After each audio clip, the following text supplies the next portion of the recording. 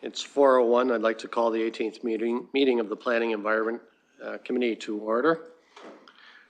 Please check the city website for additional meeting detail information. Meetings can be viewed via live streaming on YouTube and the city website. The City of London is situated on the traditional lands of Anishinaabe, Haudenosaunee, Lenapehoik, and Attawattaron. We honor and respect the history, languages, and culture of the diverse Indigenous people who call this territory home. The City of London is currently home to many First Nations, Métis, and Inuit today. As representatives of the people of the City of London, we are grateful to have the opportunity to work and live in this territory. The City of London is committed to making every effort to provide alternate formats and communication supports for meetings upon request. To make a request specific to this meeting, please contact PEC, P-E-C, at london.ca or 519-661-2489, extension 2425. At this time, I'll ask for any disclosures of pecuniary interest.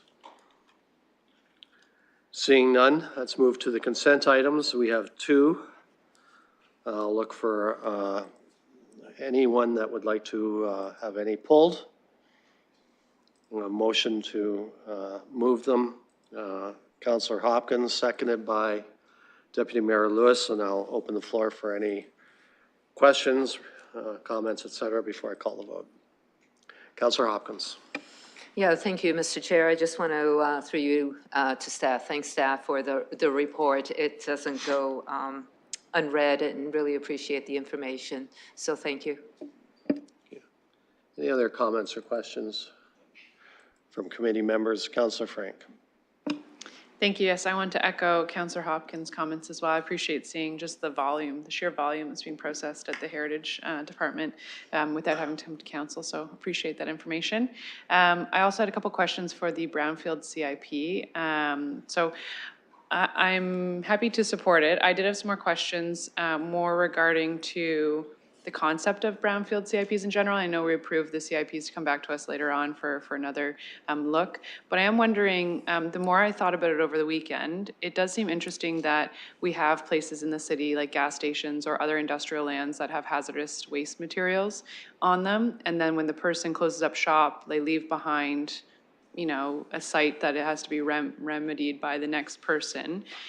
In this case, if we have brownfield CIPs, we are taking some taxpayer dollars through different mechanisms to essentially clean that spot. And it reminds me a lot of orphaned oil wells on the prairies, where we have the taxpayer paying to clean up after a heavy industry or a gas station remains there. So I guess my question is, long-term, as we imagine more and more gas stations to be shutting down because we're switching from gas to electric, do we have a plan in place, or are we thinking that far ahead as to what are we going to do? Because I can't imagine if we had, 5 a year, let's say, that we had to clean up. I don't personally think it should be the taxpayer cleaning up. I think it should be the person that caused the destruction. So that's a long-winded question of asking if we're starting to think about these things. I'll go to Mr. Mathers on that question. Through the chair, absolutely. This is a problem, and one of the reasons why we created the Brownfield CIP. It's not something that we can control what's happening on some of these private sites. We are fairly limited as far as what gas stations can do and when they can develop. However, we do have our rethink zoning work that we're doing. So in actually allowing for some of these sites to have that potential to change over, especially when you're moving to electric in the future, and knowing that there is a potential on those sites, just trying to and make sure that the owners of those sites understand that there is a potential, and ideally try to take the best practices available. And then when they do decide to turn over, and for those sites that do want to redevelop, we do have the CIP available. Of course, this is not the ideal plan, but it's something that we have that's available. We can allow for growth to happen, and then we also have a really good understanding as far as what we can do to try to promote development on these sites through our rezoning approaches as well. So those are the two main components that we have of allowing for these sites in the future, and happy to take any other questions. Councillor. Yes, please, would love to follow up. So I know we collect securities for other sites, and I'm not sure off the top of my head of what those are, or what we collect them for, but I know we've thrown the word around securities. So I'm wondering, what are we able to collect securities for in the city? And could we, in the future, start collecting securities for things like gas stations or chemical or hazardous industry in order to, at the end, if they don't remediate the land, we would then have funding from the person that caused the issue to then remediate the land? Mr. Mathers. Through the chair, so I'll answer the first piece of the question, and then I'll throw the rest off to legal folks to maybe if they've got some, can provide some details on other legislation. So when we take security, it's to ensure that the development proceeds as it was anticipated. So say, for example, if we have a subdivision, we would take security to ensure that all of the sewers are constructed or the roads are complete, so that if we have people that have started to move into that site, that we have funding that we can draw on to close it off in case somebody goes bankrupt during that first part of the development process. As far as having long-term security for a site, that it's not something that I'm aware of that we have that legal basis for, but happy to throw off to legal here if they have any other comments. Would legal like to weigh in here on this question? Through the chair, with respect to securities, typically there'll want to be some sort of agreement in place or some form of legislation that deals with agreements that permit the taking of securities. So when it comes to long-term plans, we'll typically want to have some sort of development application that would provide for the ability to take securities in those places. We could investigate further, but that's typically how we would approach the issue. Counselor? Thank you. So then if I'm understanding that correctly, we could, if for any new, I imagine, gas station or any new facility that might have some sort of hazardous impact on the land, moving forward, could we create that type of agreement where we would have a security based on them potentially not cleaning up at the end of their tenureship on that property? I'll go with staff.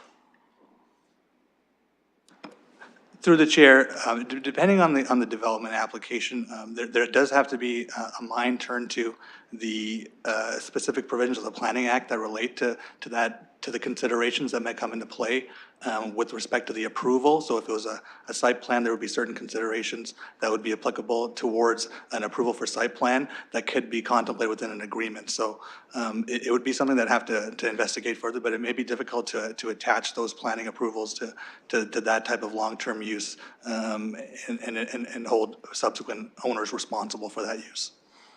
Counselor? Thank you. Okay, perhaps I might set up a meeting with staff because this has me intrigued at the possibility to move forward on that, given that we probably have to look through and see if there's some federal, provincial policies that would allow us to tie it to it. But so appreciate all of that discussion. And then my last question was just in regards to having the CIPs coming back. And I know we have you guys looking at them for affordable housing contingencies. And we do know that this location already has committed to affordable housing units, but I just wanted to check in and see if when you guys are planning to come back with that, if brownfield, if we would be able to attach that funding as well, given that it seems that we see the brownfield CIPs after we already approve the zoning. I'll go to staff on that question.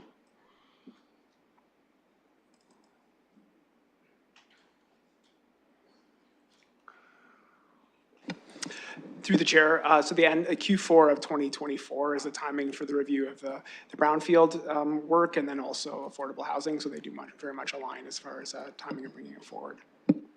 Counselor? I look forward to it. Thank you. Other questions on the consent items? If the committee will allow me, I'd like to just pursue with legal just a little bit further on the questions raised by the counselor. If a gas station's owned, let's say, by Petro-Canada or Shell, and they stop operating as a gas station and they take away their pumps, et cetera, do we have any legal recourse for them to clean up the grounds underneath that site? Through the chair, I believe that the province regulates the cleanup of sites. So that if there was an order made with respect to that, that would typically deal with the regulation of a cleanup site. If there were some environmental issues, that's typically jurisdiction for the province to deal with, and it's a liability that can flow to subsequent owners of the land as well. So essentially what you're telling me is that this is a provincial matter, not a city matter? Through the chair, the province is typically the primary regulator of this type of behavior. Would that happen upon, like, does the city initiate that investigation, or is that, like, how would a province find out about a corner in London, Ontario, a gas station stops to operate? The reason I ask is that for the city to cover the cost of contamination on a, you know, a private enterprise, I know there's something that rubs me the wrong way about it. So I just want to know, how can we get in front of this so we don't, like, CIPs are needed across the city for many things, and how do we protect the taxpayer from paying the cleanup costs of private operation?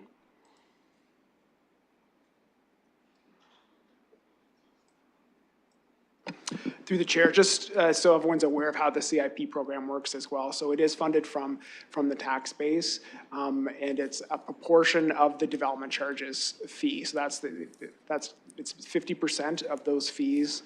That amount is what goes to be able to provide for the cleanup or any kind of cost related to that. So it's not an open-ended deal that folks can get. It is, it's something that we monitor, we ensure that we have the funding available for it. So it will cover a portion of this cost. It won't necessarily even cover all the costs, but it is just it's supposed to be providing for at least a little bit of an enticement to redevelop these sites. Otherwise, they may not redevelop at all. And then we would both lose any kind of future income from the property as it being a tax-paying property and any kind of opportunity for development. So that was the rationale that was brought forward in that original CIP as far as why we justified it. If there's anything else that legal would like to add, I'll flip it back to them. Okay. Along with the counselor, it's something that I think I'll be following up off committee's time. Thank you. Any other comments or questions before I call the vote? Okay, we have received the consent items, moved and seconded, so I'll call that vote.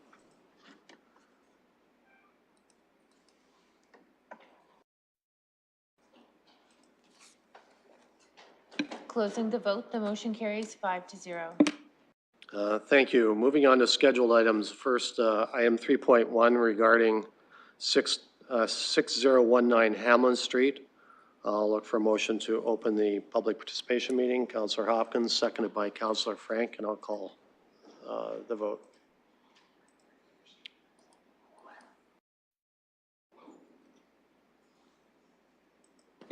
Closing the vote, the motion carries 5-0. Any questions, technical nature by committee or visiting councillor at this time? Then I'll look for, to see if the applicant is here and would like to address the committee. Please give us your name, and you have 5 minutes. Thank you. Good afternoon. My name is Alexandra Hassan, and I'm here with you on behalf of the applicant and owner of the land, Sifton Properties. We have reviewed staff's report, and we are in favor of the recommendation to amend the special provisions of the existing R84 and R7 zoning to support the proposed development. I would like to take a moment to thank staff for the positive recommendation and members of committee for their time and consideration of the application this evening. Thank you, and I am available for questions. Thank you. Any members of the public that would like to address the committee today?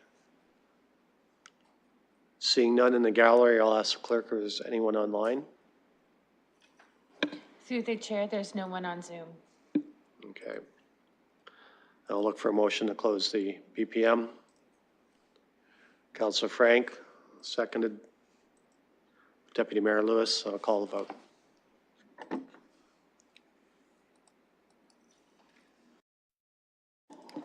Closing the vote, the motion carries 5-0. Thank you. I'll put the item on the floor. Deputy Mayor Lewis. Thank you, Chair. I'm prepared to move the staff recommendation. Thank you. Can I get a seconder? Councillor Hopkins. We have motion moved and seconded. Any comments or discussion? Councillor Frank.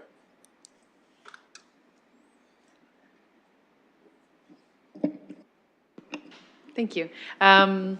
Yes, two quick questions. I'm wondering, I noticed that there is a request for 25% landscaped open space instead of the 30%. And I'm just wondering what we are losing the 5% to.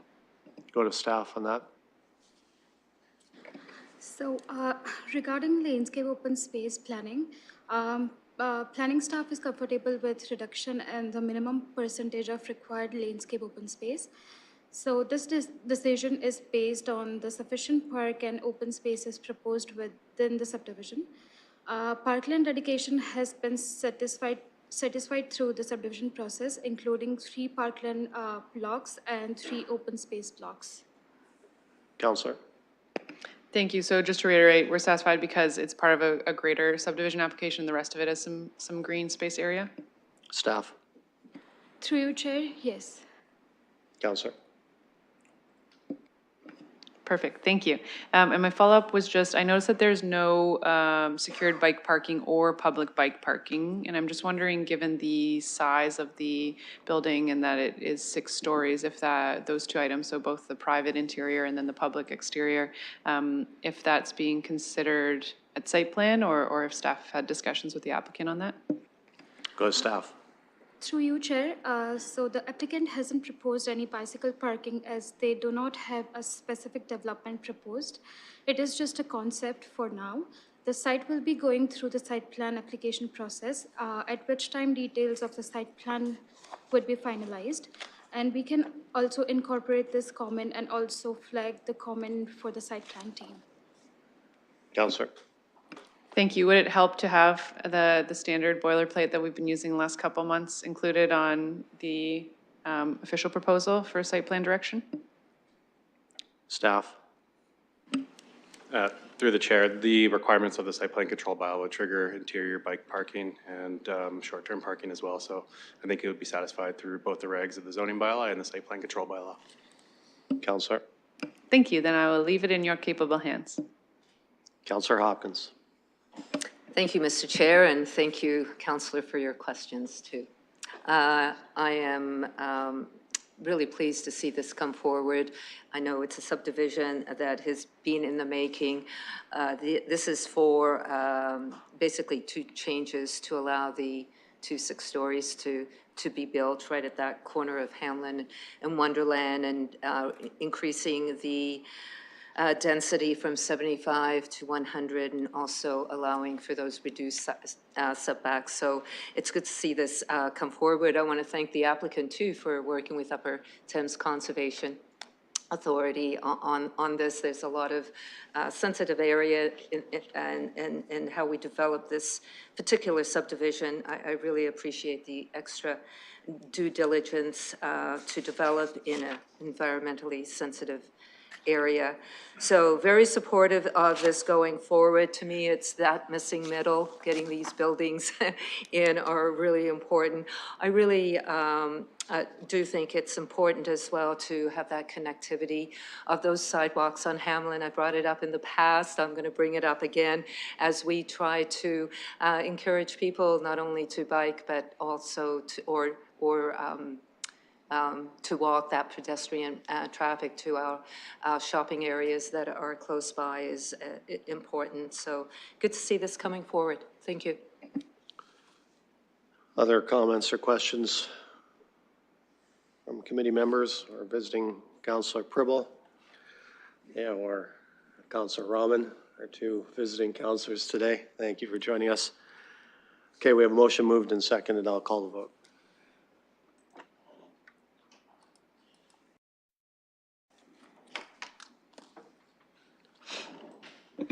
Closing the vote, the motion carries 5-0. Moving on to 3.2, this is regarding 187 Warncliffe Road North. I'll look for a motion to open the public participation meeting. Councillor Hopkins, seconded by Councillor Frank, and I'll call the vote.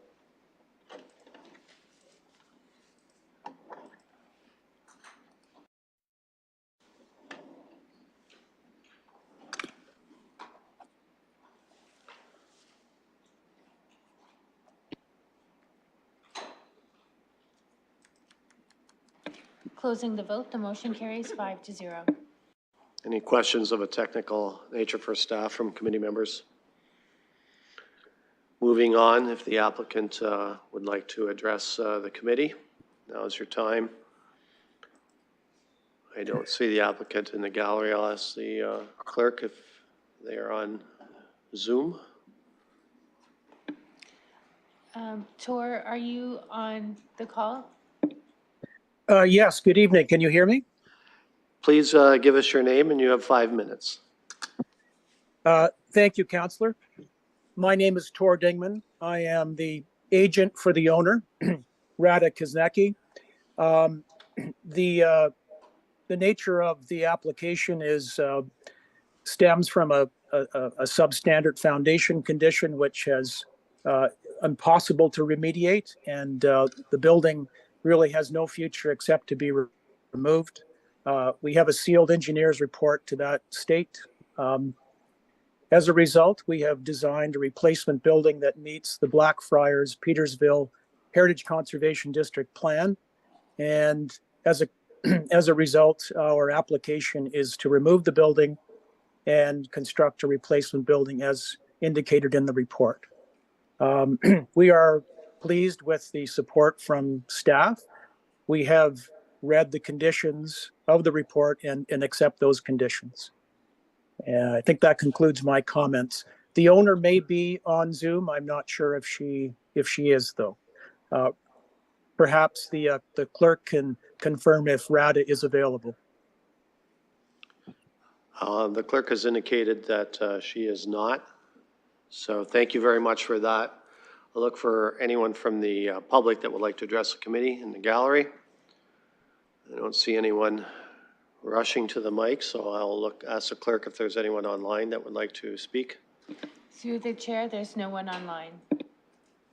Okay, seeing that we've exhausted those that wish to address the committee, I'll look for motion to close the PPM. Councillor Hopkins, seconded by Deputy Mayor Lewis, and I'll call the vote.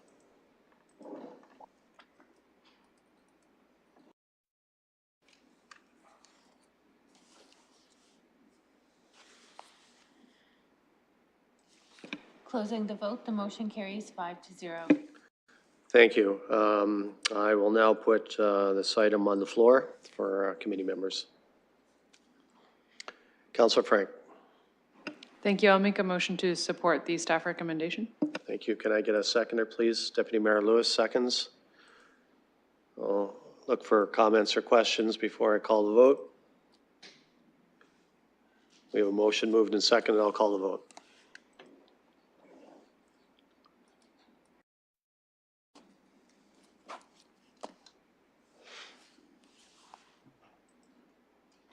Closing the vote, the motion carries 5-0. Moving on to 3.3, this is regarding 607 Queens Avenue. I'll look for motion to open the public participation meeting. Councillor Hopkins, seconded by Councillor Frank. I'll call the vote.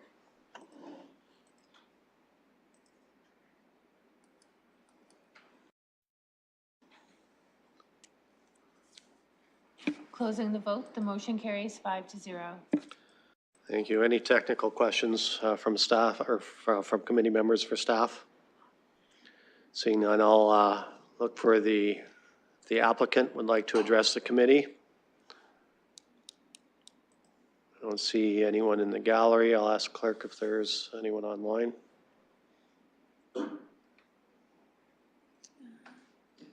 Hi, Laura. Good afternoon. How are you? Okay, Ms. Jamieson, now please give us your name and you have 5 minutes. Thank you very much, Mr. Chair. Good afternoon, everyone. My name is Laura Jamieson. I am a planner with Zelenka Priamo Limited. We are the authorized agents for the applicant proposing a new mixed-use development at 607 Queens Avenue. The development, as you are aware, is to permit a dine-in and takeout service restaurant on the ground floor of an existing building and to permit a residential unit above. The site-specific zoning provisions outlined in our request seek to recognize the existing conditions of the site as no physical exterior development is proposed. We've had the opportunity to review staff's report and appreciate the positive recommendation. We like to thank staff for their work on this project to date as well.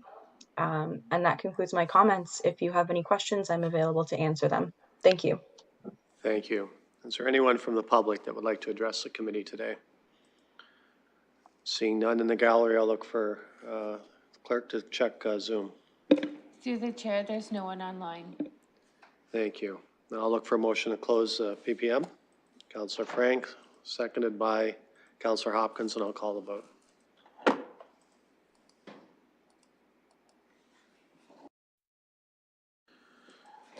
Closing the vote, the motion carries 5-0. So I'll put this item on the floor for committee members. Councillor Frank. Thank you. I'll make a motion to support the staff recommendation, but I do want to say only because I'm grandfathering in the open space and parking area coverage, because usually I wouldn't support that on a new application. Noted. Can I have a seconder? Deputy Mayor Lewis. Do I need to have anything noted from the seconder? No. Okay. Councillor Hopkins. How about from the third? Happy to support this. It's an underutilized space, so it's good to see something happening here.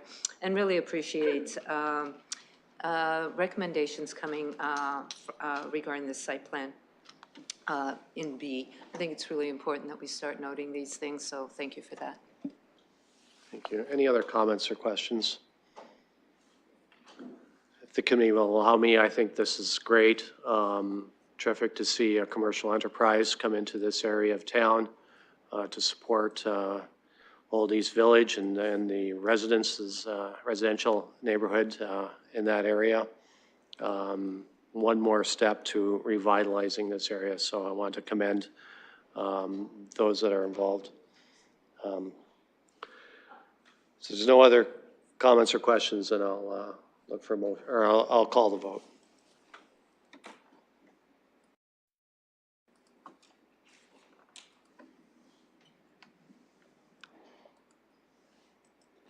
Closing the vote, the motion carries 5-0. Moving on to 3.4 regarding 1990 Commissioners Road East and 2767 Doyle Drive. I'll look for a motion to open the public participation meeting. Councillor Frank, seconded by Deputy Mayor Lewis. I'll call the vote.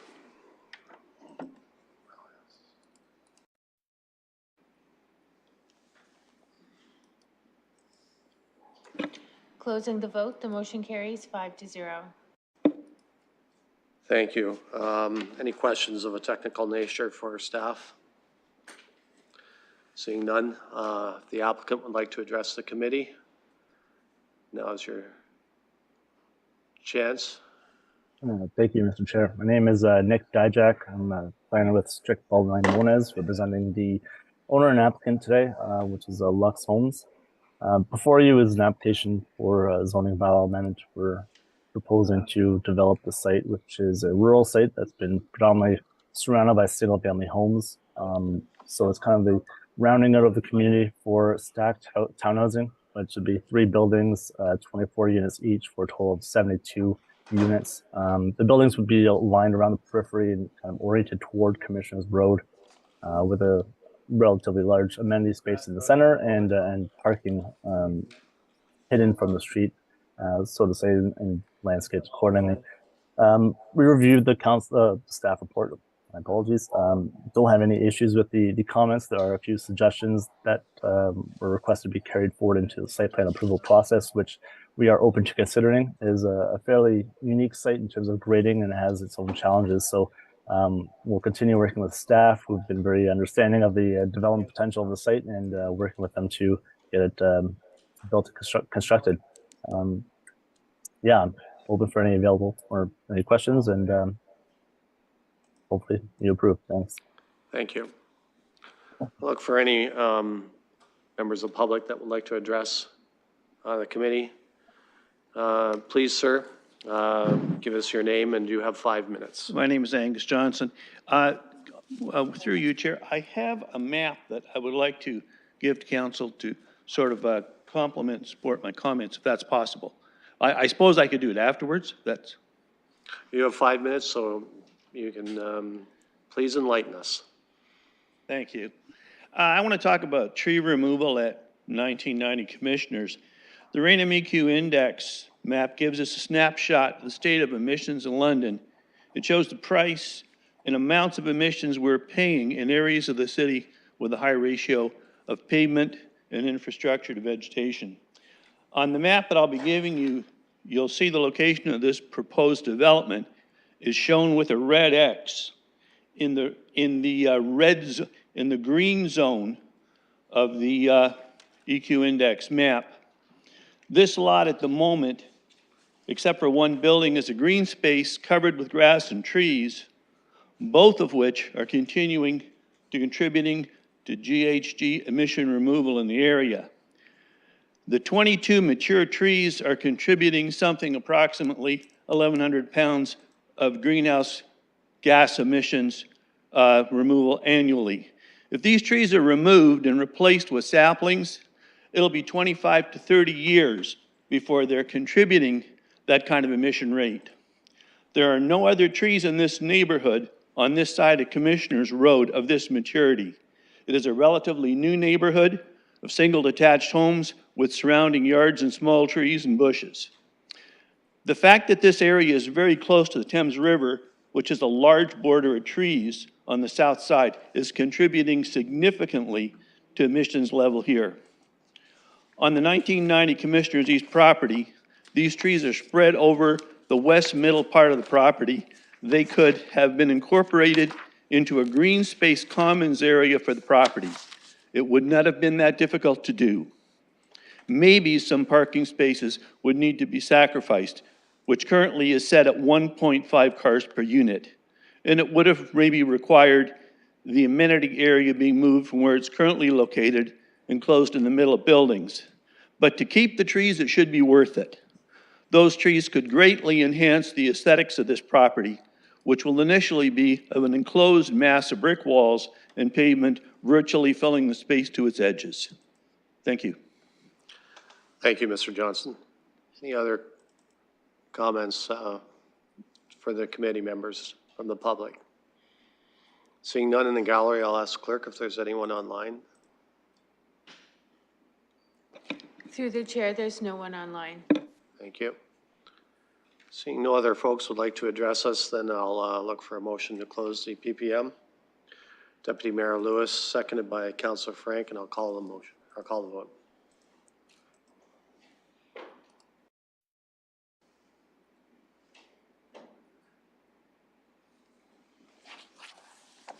Closing the vote, the motion carries 5-0. Thank you. I'll put this item on the floor for committee members. Councillor Hopkins. I'd like to move the motion. Thank you. I'm going to look for a seconder. Deputy Mayor Lewis, we have a motion moved in second. I'll go to Councillor Hopkins. Yeah, thank you, Mr. Chair, and I want to thank the community for coming out. I made a few comments on the previous recommendation, which really were for this recommendation. It is an underutilized site. How we do infill and development is always a challenge, especially when it comes to protecting our trees. And that's why I am supportive of B. With a number of requested suggestions through the site plan process. In particular, III, which is the additional tree plantings, will be required to compensate for the loss of trees. My question through you, Chair, is really around how we go forward with the planting of these trees and how they will be looked at going through the site plan. If you could give a broader process on how we go forward and mitigate protecting the trees that we have, but also how we do the planting going forward. We'll go to staff. Thank you through the chair. I'll speak in general because we don't have a site plan application before us, but effectively in a site plan, you would receive a tree preservation plan for any of the trees that are looking to be retained. We'd be looking at that from a professional lens with our professional staff in-house, and looking to see if there's any other trees that can be saved. Of course, we look at things like recommendations from their staff, whether they're hazard trees or in the way of the approved development. So there is some view on that from a staff perspective through the site plan process.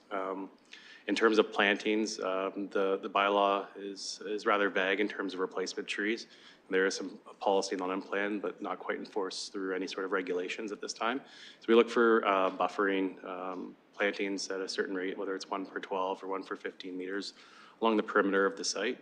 There is some direction to the approval authority in this case as well, so which does look for additional planting above and beyond the site plan process. So with respect to the trees that go in, they are smaller size trees, just given the nature of development and ensuring that they can do well in the situation that they're provided in. So larger trees, from our understanding, typically don't do as well in some of these situations, just given a number of reasons. So that's the general site plan process in terms of tree planting retention in a bit of a nutshell. Councillor. Yeah, thank you for that. I think we see this quite often, especially in infills, a lot of trees coming down, and how do we compensate? And I think maybe we can do a better job here moving forward when it comes not only to what is replaced with the trees. Obviously, we do more native tree replacements now, but how the soil, what kind of soil gets put in when we do tree planting. So I just wanted to make those comments. I think it comes up quite often when we see a lot of trees being removed, and then the compensation, and really don't know where that's going to go out going forward, but hope to see we can make some changes. Thank you. Any other comments or questions? Councillor Frank. Thank you. Yes, I'd love to make 2 friendly amendments that the clerk already has an e-scribe. If folks just want to look at it, I hope they're friendly, but we can see. If they're not, then I will do what needs to be done to add them. But the first one would just be landscaping to include a minimum 50% native species with no invasive species planted. And the second being including a minimum of 5% EV charging spots. So would love to be able to add that on to the SBA direction. Okay.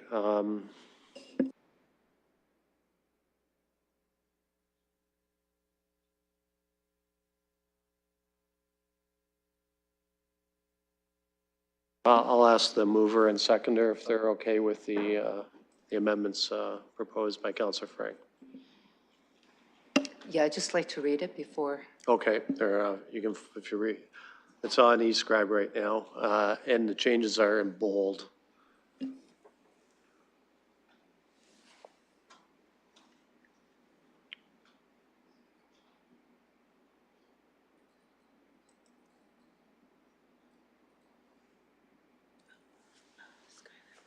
Councillor Frank.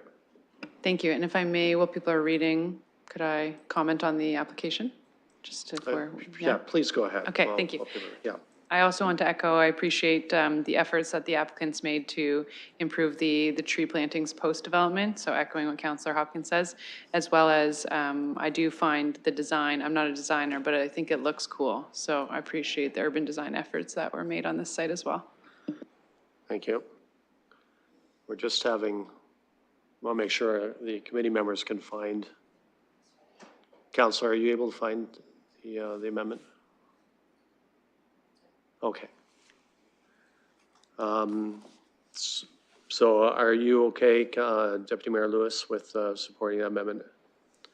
And Councillor Hopkins is okay. So friendly amendment is on the motion that's been moved and seconded. I'll open the floor for discussion.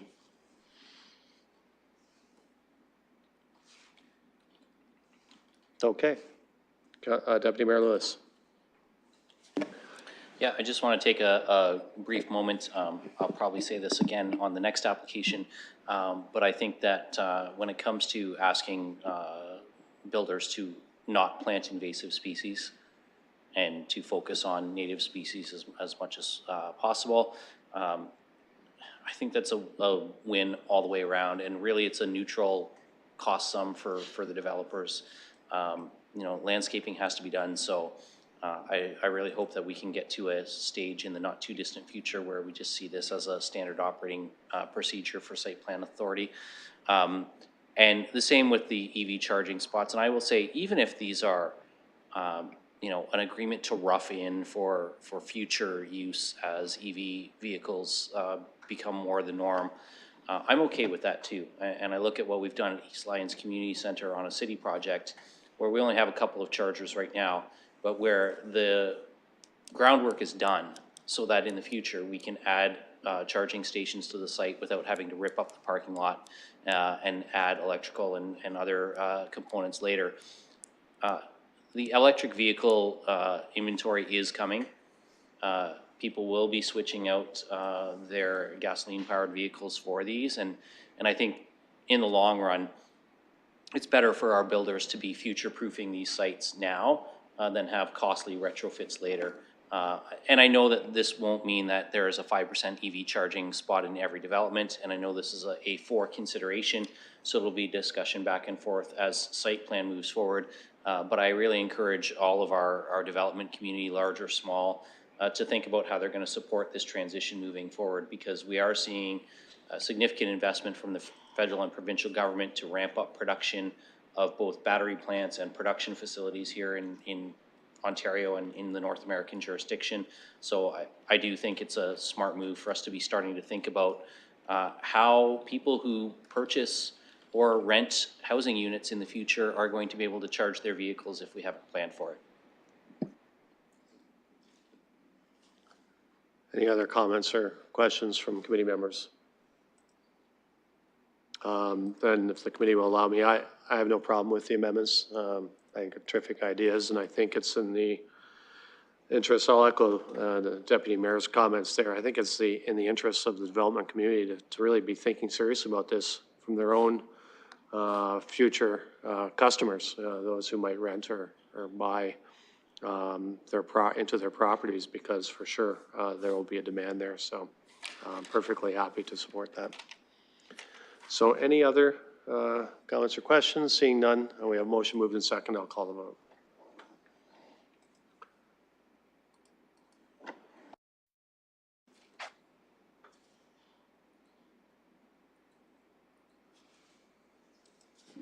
Closing the vote, the motion carries 5-0.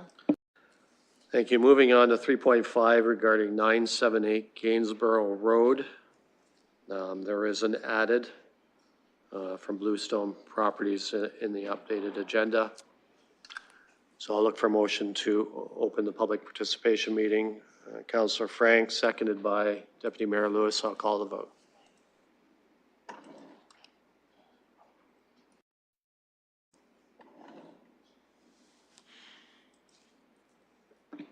Closing the vote, the motion carries 5-0. Any questions of a technical nature from committee members or visiting councillors? Seeing none, then I'll move on to the applicant. Please give us your name, sir, and you have 5 minutes. Good afternoon, Mr. Chair, members of the committee. My name is Harry Frusios. I'm with Zelenka Priamo Limited. We're the authorized agents for Highland Communities, and here to speak on behalf of the application this afternoon. Please go ahead. Thank you, Mr. Chair, and I just wanted to start off by thanking staff for processing this application. We unfortunately were not here to agree with the recommendation. We'll get to that shortly, but that doesn't take away from their efforts in bringing this application for consideration this evening. I want to make the most of my 5 minutes because there's obviously some items we have to discuss, and just to give you some brief background. We were here back in December 2021, originally with a 20-story proposal, which was deferred to go back and consider a smaller building, a lower height building. Since that time, the London plan, the appeals were resolved, and a site-specific policy was added to these lands to allow a certain height of 17 stories, which I'll allude to shortly. Since that time, we've amended the application to where it is today, being a 17-story application with a requested density of 370 units per hectare.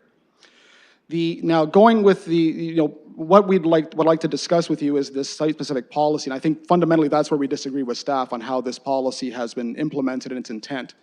The subject lands and 13 other properties were added to the HDR with site-specific policies to protect existing zoning permissions as part of settlement discussions. These were not contested at the OLT. Staff had agreed to these properties being included, and the site-specific policies actually were proposed by the appellant to ensure existing height and density permissions at minimum would be recognized for these sites. And since the London Plan deals almost exclusively with only height permissions, the intent of the site-specific policies was to ensure that the existing height permissions were grandfathered. The site-specific policies were not intended to lock in development permissions. Future applications would be considered for more height and more density, and that's included in the text in policy 1077C. We acknowledge that the HDR policies do restrict densities outside the primary transit area to a maximum of 150 units per hectare, but we've submitted an official plan amendment requesting to amend that site-specific policy. But we're not asking for an increase in the approved height, just the density. The 150 unit per hectare standard is an old standard that goes back to the days of the 1989 official plan, Mr. Chair. It was applied to all high-density residential development outside of the downtown. As you're all aware, approved developments recently within the neighborhood's place type alone have exceeded 150 units per hectare for heights less than 17 stories, regardless if it's within the primary transit area or not. For example, 2 doors down from us to the east, 954 Gainsborough Road. It's in a neighborhood's place type, not an HDR. It's in an R97 zone that permits 276 units per hectare for a 6-story building. Two properties down to the west at 1018 Gainsborough Road. This site, again, not under the HDR. It's in an R97 zone permitted to have 392 units per hectare for a 12-story apartment building along a shared laneway access as well. So both of these sites are also outside of the primary transit area and yet have been approved for densities in excess of 150 units per hectare based on the neighborhood place type permissions. So in my opinion, a restriction of 150 units per hectare on high-rise developments is not consistent with current city housing needs and objectives and provincial direction to provide more housing for all populations. In this instance, servicing capacity is available for this development. There are no traffic concerns noted by staff, and both matters will be dealt with through subsequent holding provisions that will be dealt with at the site plan approval stage should we be successful in getting the rezoning approved. And our client has been in discussion with and will continue to work with all the affected neighbors in this area to secure the necessary easements between the properties, as well as work towards a fair and cost-effective solution to provide servicing and access to all the affected properties along this corridor. And just in closing, I just wanted to provide you with some of the benefits of this proposed development should you see merit in going against the staff recommendation. And some of these benefits include parking being included underground or within the podium. There will be limited to no parking at grade for this property. Amenity space will be provided at grade, on the rooftop, and within the building. Sufficient amenity space for all the residents.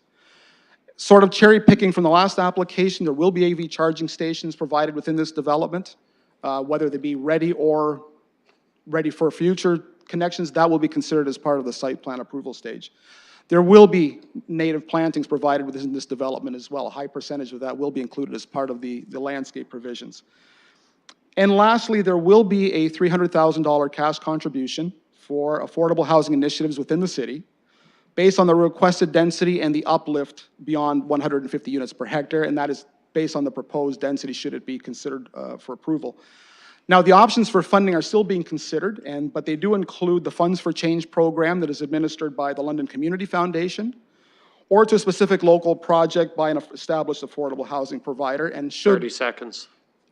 Just in closing, Mr. Chair, should council or should committee decide that this is a project with merit, we will make sure that that option has been solidified before the next council meeting. So we ask that you consider this application based on the merits in front of you in terms of what we've asked for the amendment and go against the staff recommendation. Thank you. Thank you. Are any other people that would like to address the committee in the gallery? So clerk, if there's anyone else online. Mohammed?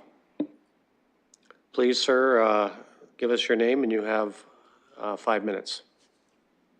Oh, hi. Good afternoon. My name is Mohammed. I'm representing Highland Communities, and I would like to thank the members of the Planning Committee, and I would like to for their continuous efforts and commitment to provide more units to the market, and especially with commitment to get 47,000 units by 2031.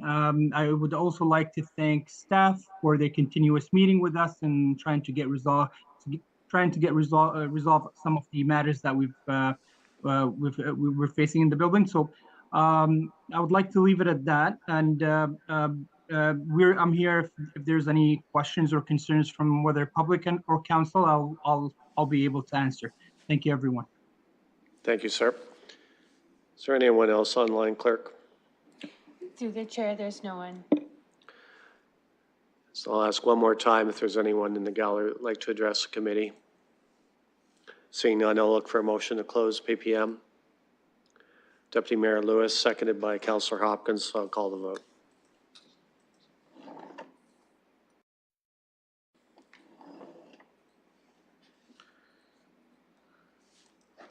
Closing the vote, the motion carries 5-0. Thank you. I'll put this item on the floor now for committee members. Deputy Mayor Lewis.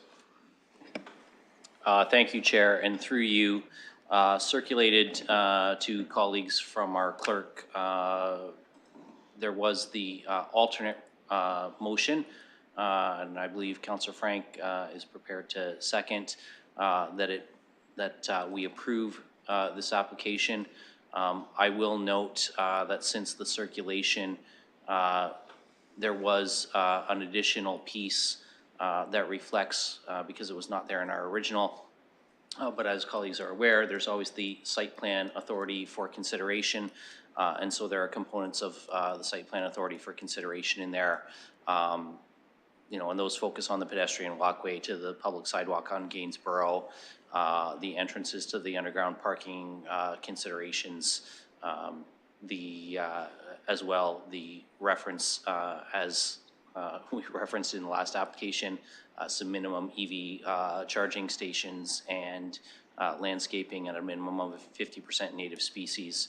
So that is there for colleagues, and the other addition, and I do apologize, I circulated it to the clerk rather late because we did have a contribution, but it is right there at the bottom, on it being further noted that the applicant has verbally indicated that in lieu of affordable housing units at 80% of AMR, a financial contribution of $300,000 at the completion of site plan approval will be made toward council's roadmap to 3,000 and the whole of community response, and that the applicant has committed to finalizing the details prior to council's final approval, which we just heard, which was communicated to us, myself and Councillor Frank earlier this afternoon as they chatted with us about this. So that it being further noted is in there as a placeholder, so that it is noted for council that that contribution finalization is coming forward. So happy to put that alternate on the floor.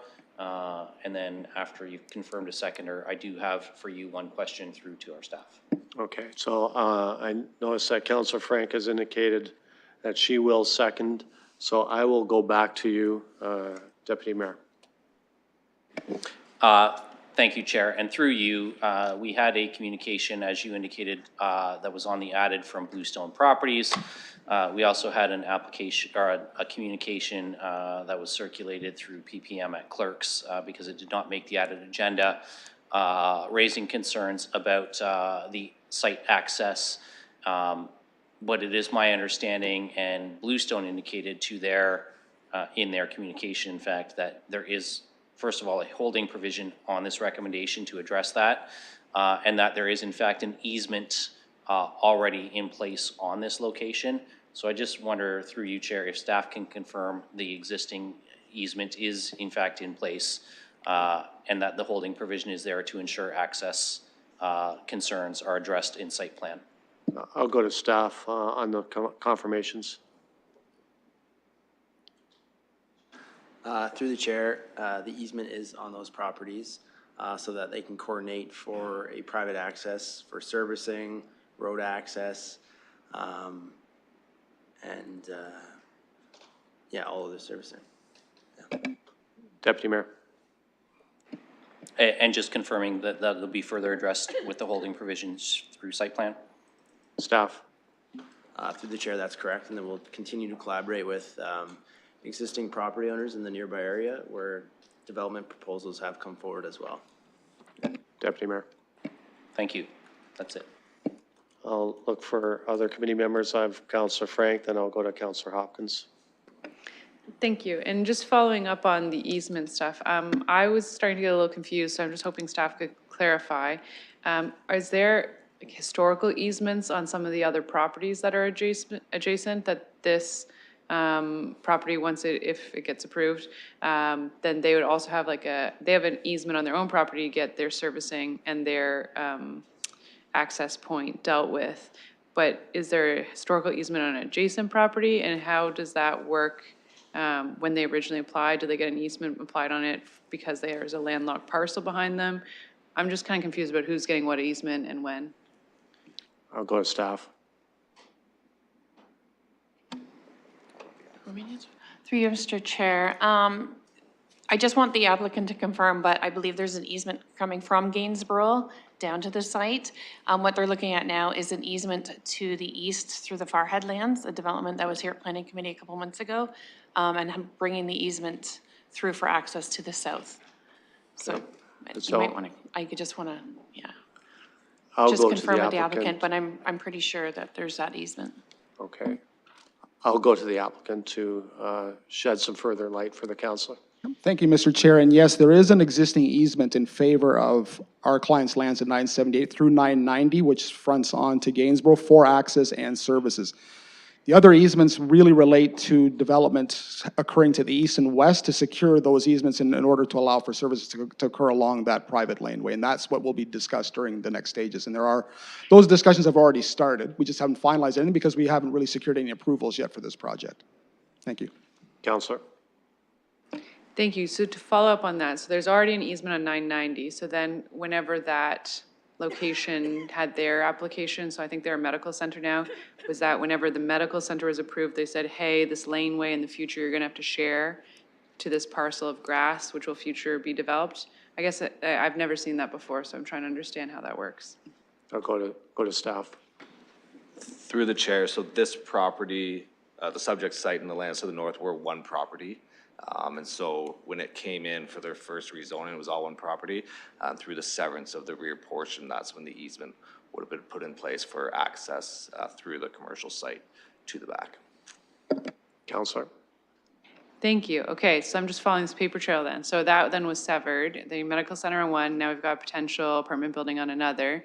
And are these two sites, they're both owned by different ones, but I guess it seems to me that the site that is the medical center is either unaware that there's an easement on their laneway, or are they renting it, and then there's, the owner is the person that is negotiating with this? I'm trying to understand, because it doesn't seem that the easement location that is currently proposed is copacetic with the current medical center. I'll start with staff on this.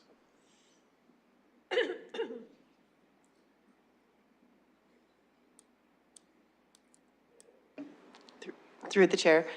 So I might ask for some clarification, but the easement is for access through the medical center. It's supposed to be on an interim basis until the future long-term access would be out to Coronation from a private laneway shared.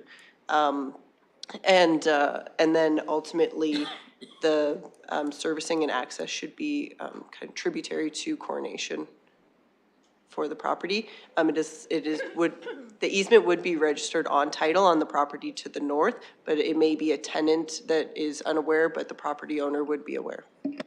Councillor. Thank you. Okay, this is starting to make a little bit more sense. And I guess my last follow-up then is, if the access is temporary from this location to Gainsborough and the future one is Coronation, are then the people who are to the right of this location, are they aware that they're going to have to grant access through their lands to get to Coronation?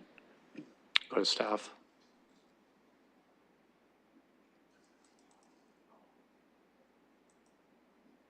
Through you, Mr. Chair, yeah, they're in discussions with them about that. Councillor. Thank you. Yes, as Councillor or Deputy Mayor Lewis identified, I am supportive of this, and we've added a bunch of site plan amendments and also these easement and other holding provisions. I do find this one complicated. I don't know if it's more complicated than usual or if I haven't seen one like this in a year, but I would just like to thank the applicant and all the other landowners and staff for trying to figure out where the servicing and where the laneways go, because I'm finding it super complicated. So good luck in the long term with that if this gets approved. Well, I think the fact that 4 people had to answer your questions speaks to the complexity. So I think we're all thankful for the questions. Councillor Hopkins. Yeah, I too find this very confusing, and maybe my question is a technical question, very similar to Councillor Frank's, and maybe I'll ask it a different way. Holding provisions. Do we need to put holding provisions in this amendment to allow for the access and for the sanitary above and beyond the holding provision number 17, which relates to servicing? Because I am confused in how all this is all going to work. So maybe that's the question. Do we need another holding provision to make sure that all these pieces work and align together? I'll go to staff. Hi, this is Brent Lambert from Development Engineering here. So in regards to the servicing, there's an H17 proposed for the site because essentially it's landlocked from the available servicing on Coronation Drive. The adjacent properties and how they're split is basically the north half of the properties are tributary to Gainsborough, and the south half of the properties are tributary to Coronation Drive. So, and that's all just due to topography. The site actually drops quite a bit from Gainsborough down to Coronation. So the south half of these properties need to be serviced from Coronation, and through the holding provisions that we've proposed, we're encouraging them to work together to provide a solution where they all have access to that available sewer on Coronation Drive. Councillor. So I guess the H17 is sufficient then? Staff.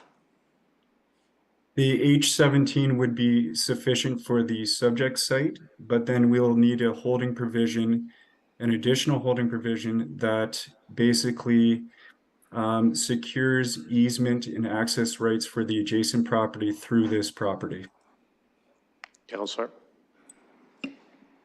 Can that be added then with this amendment? And if the mover and the seconder would be open to an amendment to the amendment, I think that would be important, that holding provision, just to make sure it all works out. Maybe I should, through you, go to staff on that. Yeah, I'll go to staff for some guidance on that. I know where the councillor's going here. Just for some protection for, future applicants, we got to make sure we get this straight before we go forward. Through you, Mr. Chair, yeah, we recommended if council decides to move forward with this development and approve it, we did recommend in a report for a holding provision to deal with this, so we can add that specific holding provision, or you can put direction forth that we have that holding provision in there. Councillor. And it's a new holding provision.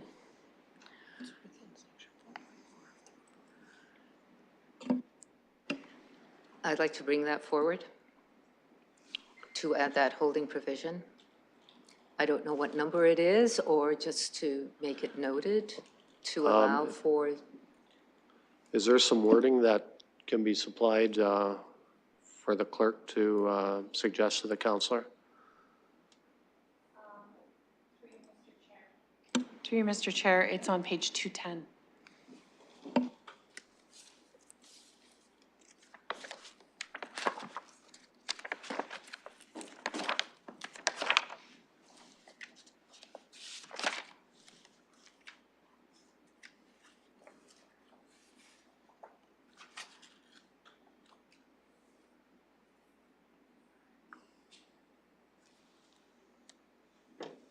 Do you see that wording, councillor? If you can give me the page number. Page 210.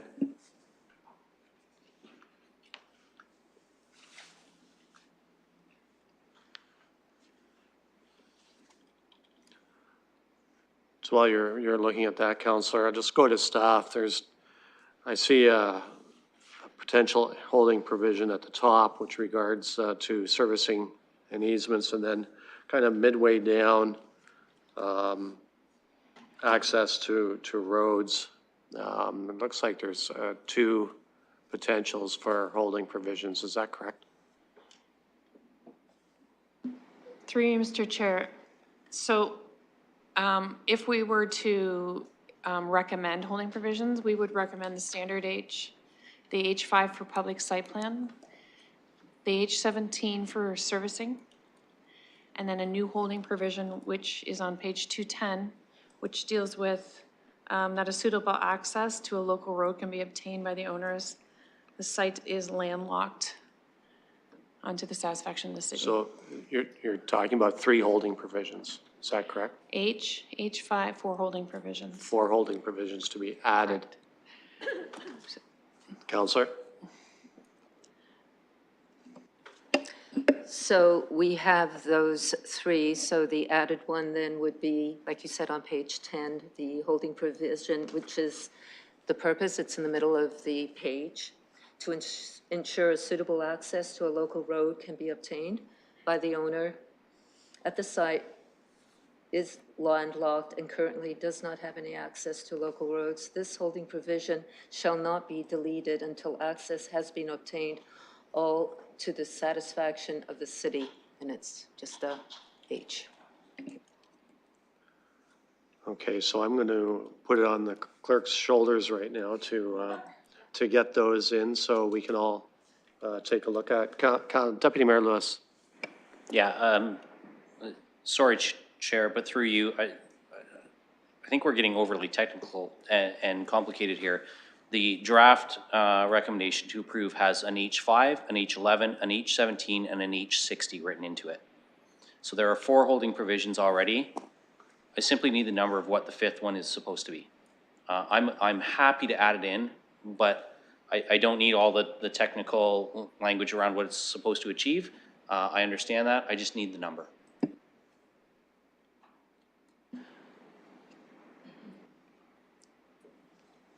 Through Mr. Chair. I'll go to staff for help here. Through Mr. Chair, there is no number because it's an additional new holding provision. Deputy Mayor. So it'll be given a number. Okay, so through you, and not that I'm trying to cross-debate Ms. Riley, but we've been going through an exercise where we're supposed to be reducing the number of holding provisions in general.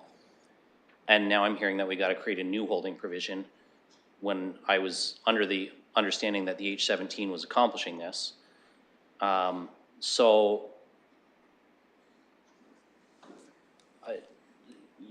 hesitant to get into adding new holding provisions that are specific to a single site. That's how we got to the stage of having 200 and some different holding provisions listed a couple of years ago that we started to clean up. So I'm just looking for some clear direction on how we accomplish ensuring that the access easements are in place so that this application can be considered for moving forward.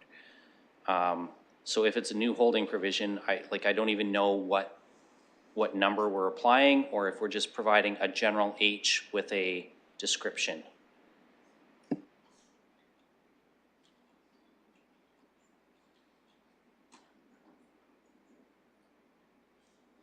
I'll go to staff when you are ready to comment.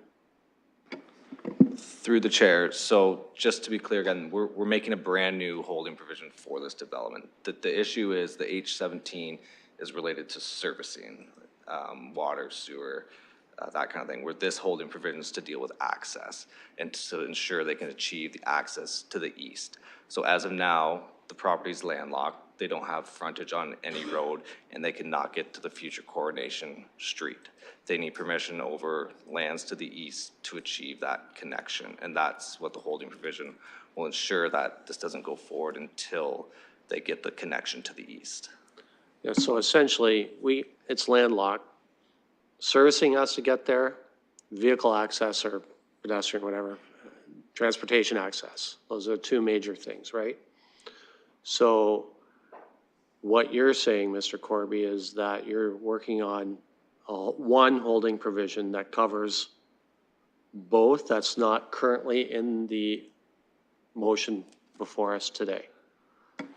Through the chair, so the H17 will deal with the servicing and the H. This new one will deal with the transportation access. Okay, Deputy Mayor. So through you, Chair, and again, I'm not trying to dispute what staff are saying in terms of meeting the need here.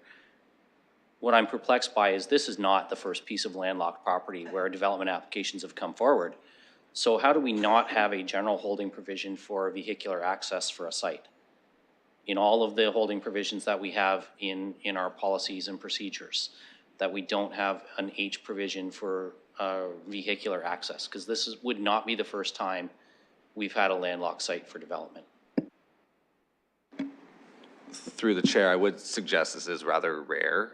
Even if we do have landlocked parcels, we don't seek to create them. And generally, when we do create them, you'll have a permanent easement created through that severance or however it was created. So I would say this is rather unique. Even we have over 200 holding provisions and we don't have one in place to take care of this. That's why we proposed a new one. I'll go to the Deputy Mayor. Councillor Rahman, I see your hand is up. I'm just want to kind of finish this train of thought, and then I'll go over there. The Deputy Mayor is... You know, and now I'm just, you know, thinking aloud here as we kind of deal with this one. And again, I have no problem putting in something that will address the needs for access to this site. That's absolutely reasonable and fine and should be done to make sure that that's done properly. I guess where I'm seeing now is that perhaps we need, perhaps under item 5, I will bring up under deferred matters and additional business, tying back to this one, the need for the establishment of a general holding provision for access, because we shouldn't have a situation like this where we're creating new holding provisions on the floor because we don't have a general one for vehicular access when we do have one for service. So I will wait to address that in section 5 of our agenda. If we can just get the language that we need to amend this, I'm happy to support it. Okay, I'll go to Councillor Rahman.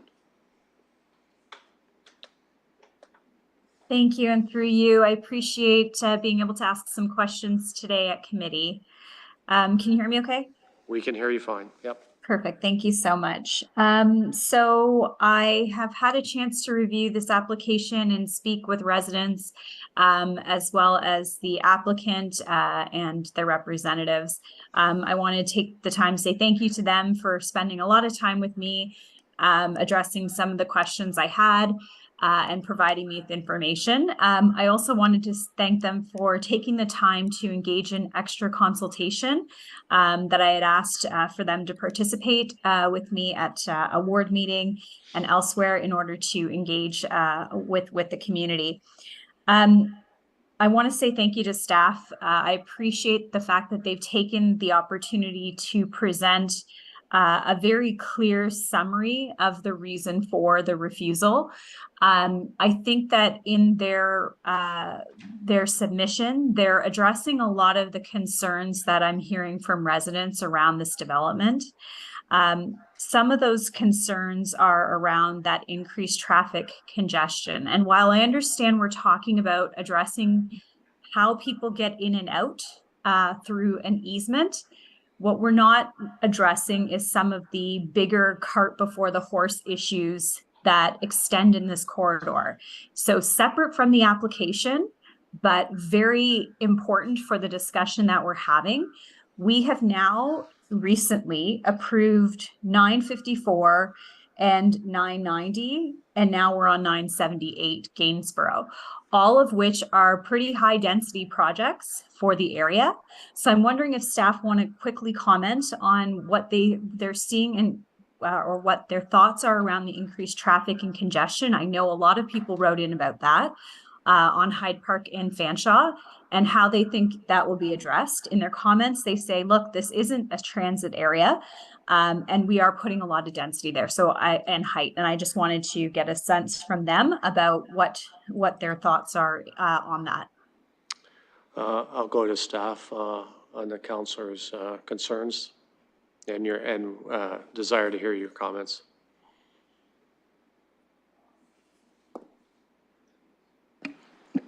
Through the chair, as far as traffic goes, there was a TI, a traffic impact assessment provided with the original application, which was a bit of a lesser density of what is proposed in this one. That was acceptable to transportation staff. As part of the future site plan, if this rezoning is approved, we would ask for them to update that transportation impact assessment based on the current proposed density.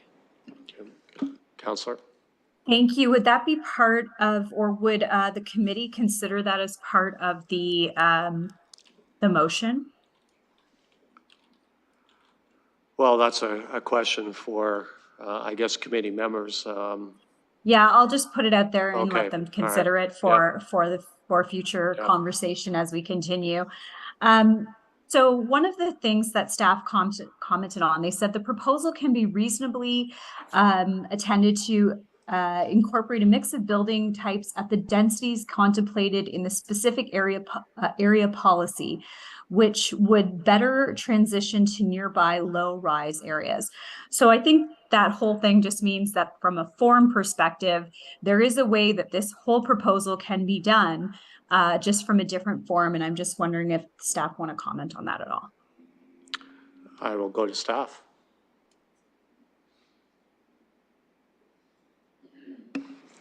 Through the chair. So we have policies in the London plan for the high density residential overlay, which is the policy section that is allowing for the increased height and density on this particular site based on the 1989 official plan.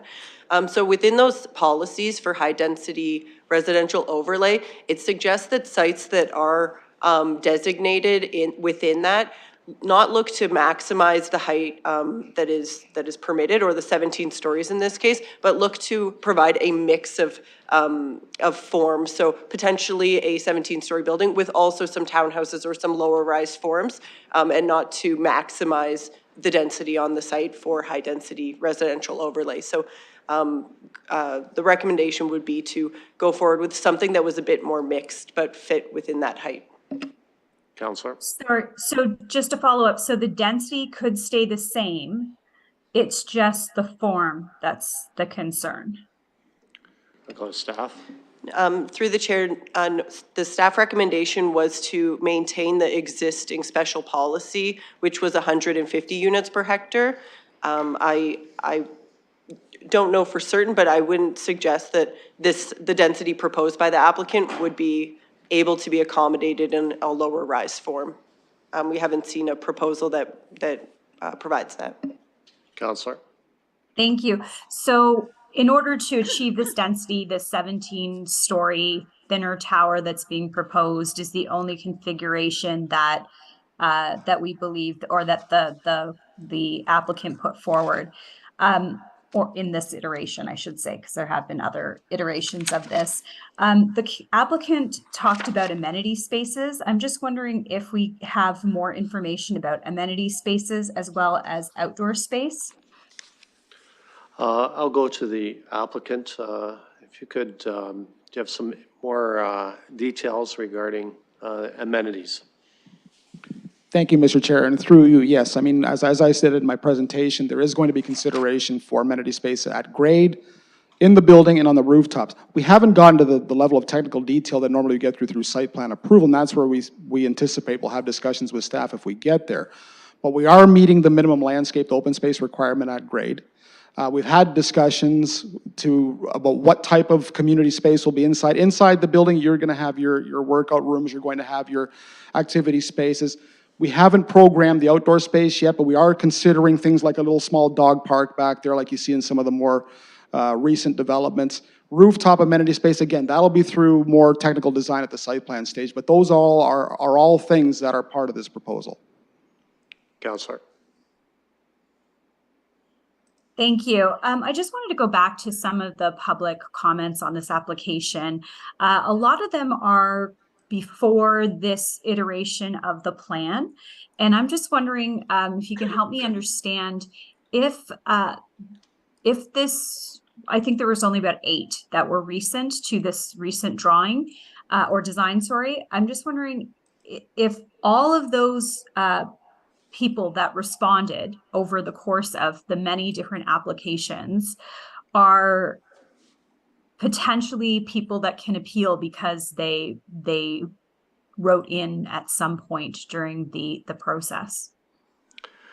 Well, that's more of a legal question about who has grounds for appeal, and I'm not too sure. I'll go to legal on that. I'm not too sure if they want to comment on, the appeal process from, other than the city, I guess. So I'll go to legal on that question. Through the chair, sorry, could you please repeat the question? I believe the counselor is asking that there were 8 people who wrote letters in. Would they have grounds for appeal based on those letters that were, their concerns were not addressed? Counselor, correct me if I'm wrong in paraphrasing. Sorry, yeah. So there's a number of different responses to different plans as they had come forward over the years. So I'm just wondering if it's particular to the current application, or if anyone that subsequently had written in since earlier on is technically able to, because I think a lot of people didn't update their commentary from earlier on when this new design came forward. So I'm just wondering, and I wanted to make sure that they're aware of what their rights are with this application and their ability to appeal. I'll go to legal on that question. Through the chair, perhaps I can take that back and provide a response. I have to kind of want to confirm that's accurate. Okay, thank you. Counselor, it's, if that's okay with you, you'd have to do a little bit of research before giving an answer to that question. Thank you, and that's fine. I'm happy to take that offline, but would appreciate that answer to get back to constituents. I think overwhelmingly, I've seen quite clearly for residents that they were looking for an update to this proposal. And when it came back at 17 stories, there were some that were happy that it was no longer a 20-story building. But I do think that some of the questions around walkability, density, transit-oriented, those things weren't completely addressed for the community.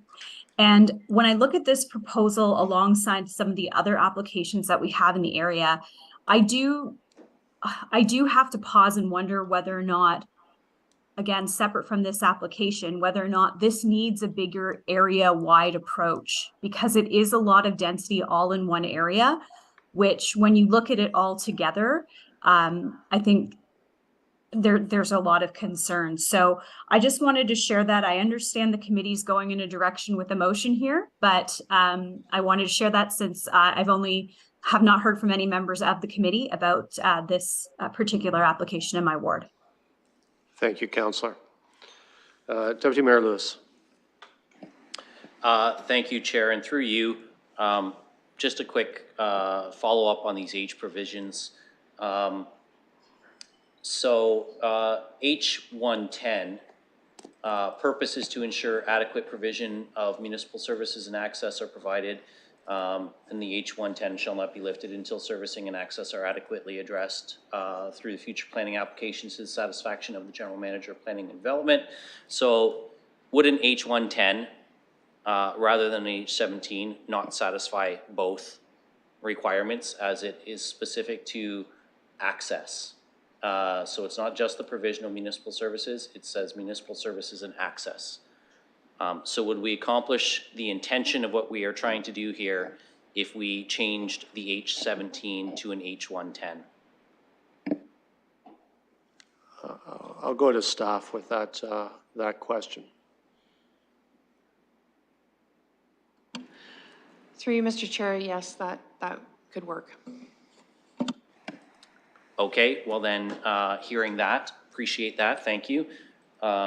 So rather than amending it for a new holding provision, if Councillor Hopkins is amenable to changing her amendment to replace the H17 with an H110, I'd be supportive of that. Councillor? That works for me. Okay. So I'll go to the clerk. Clerk, do you following what Deputy Mayor has suggested here, and Councillor Hopkins has consented?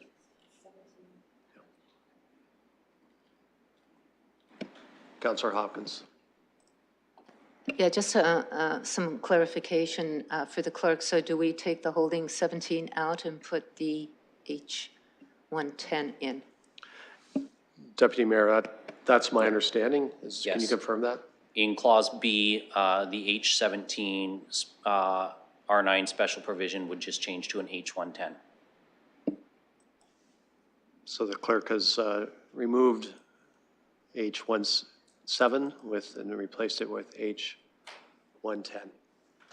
It's up if people want to double check, because I've taken it out in 2 spots. Okay, so yes, it's done in 2 spots and she's highlighted that. So if you refresh your screen, you can see that. And that's under B.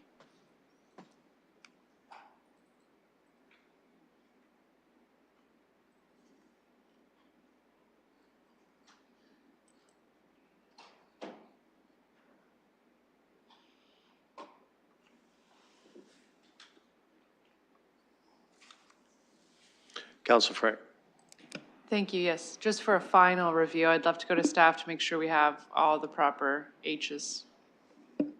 I'll go to staff to make sure that I think you understand the intent coming from the committee if we're covered with the holding provisions now before us.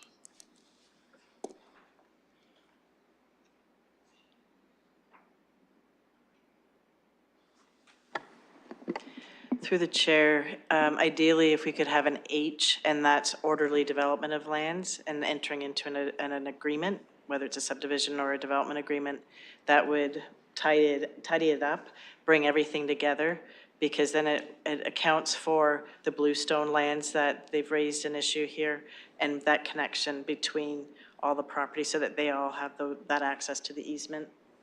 Okay, so I'll go to the Deputy Mayor. Are you good with that?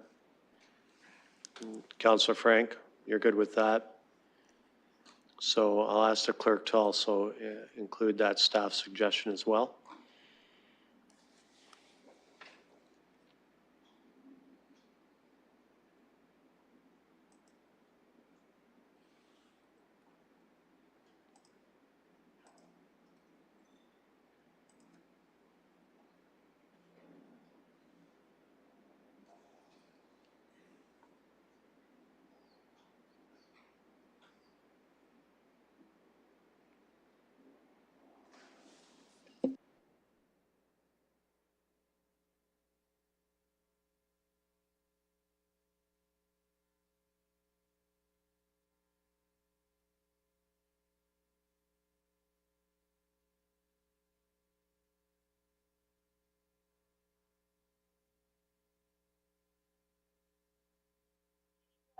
Okay, the clerk has, if you refresh your screens, the clerk has essentially added H.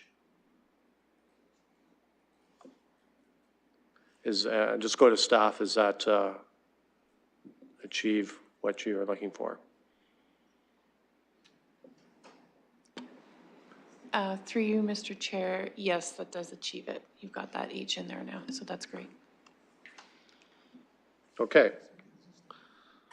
So we have the amendments in there. I believe the concerns of the committee regarding access, both through service and transportation, have been addressed. It's been moved and seconded. Are any further comments or questions, concerns from committee or visiting councilors required? Councilor Hopkins. Yeah, thank you, Mr. Chair. And I want to thank the committee for making sure that we have sufficient holding provisions to allow for this lot land development to even occur. I think they're important to have in the amendment, and but I won't be supporting the amendment. And the reason is, without getting into all the reasons, I think it's the density and the concern that I have. I appreciate the work the ward councillor has done with the community. I was listening very intently to what she was saying, and I'm not really convinced that the community really understands that this form of density, along with the rest of the density that is already being approved, is going to work in this community. I'm all for creating more units, but I do want to sort of slow down a little bit and not just approve something and not really understand what is going to go forward. It is a concern, and if I'm not 100% feeling this is great, I am going to pause a bit. And it's such a large scale with the density in a landlocked area. It just makes me feel that we can and should allow some form of development to happen. But, you know, we've had debates here at committee where on a bus rapid transit route, we still are, or close to a rapid transit route, we still don't allow for this great amount of density. It's great to have it downtown. I think this is where it should be, not out in the west part of the city where the access and just the landlocked opportunities for all. Look at the amount of parking that's going to happen and occur in this intersection. I'm very familiar with this intersection and how traffic moves around. It just makes me want to pause a little bit and rethink the density part. So I won't be supporting the amendment. Thank you. Any other comments or questions? Councillor Frank. Thank you. Yes, and to follow that up, I do have a question for staff from Councillor Rahman's comments. It got me thinking. I am wondering, at what point does this kind of density in a spot that probably was not planned for density, does it trigger, you know, more park amenities or a community center or school, given that it was not originally planned to have this volume of people? I'll go to staff.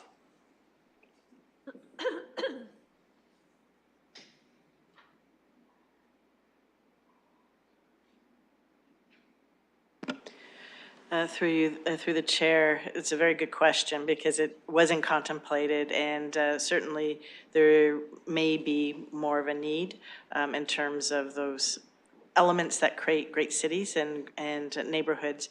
But in terms of this, we were recommending refusal. So it's not something that we were supportive of, and we would have included as part of our review, recognizing that these are things that we would have to take back and work through with our parks folks and other areas. Right now we're focusing on what we have available for this site, servicing access to those, servicing access for surrounding lands, and as we mentioned about the on-site amenities, balconies, rooftop, that type of thing. So the larger perspective, it's not contemplated. It was contemplated at 150 units per hectare. Councillor. Thank you, yes. And I guess then a follow-up for that is, given that we potentially may be approving a lot of density in this area that was not planned, is there any way, and has there in the past, where then council directs staff to procure a park close to an area? Go to staff. Through the chair, that could be a council direction, but again, as land has already been planned for, potentially already developed, there may not be those opportunities left in, let's say, in this neighborhood within the confines of, let's say, the boundary roads, for example. Councillor. Thank you, yes. Well, perhaps I'll take this offline with Councillor Rahman, but I'm very happy to see what's possible in the area to add amenities that, given that we're giving the volume and there's not a lot of amenities on the ground space for these applications, happy to see if there is a way to procure park space, whether through purchasing some underutilized parcel in this area or expropriating for a park. Potentially, I don't know. We'll have to ask legal, but I'll take it offline and chat. Thank you. Any other comments from committee or visiting councilors prior to calling the vote? Okay, we have a motion that's been moved and seconded. I'll call the vote.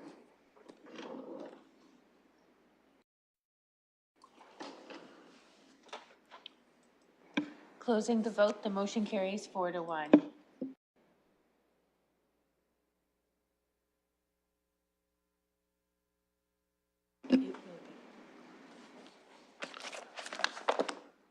All right, thank you. Moving on to 3.6, this is regarding 200 Albert Street. I'll look for a motion to open the public participation meeting. Councillor Hopkins, seconded by Deputy Mayor Lewis. I'll call the vote.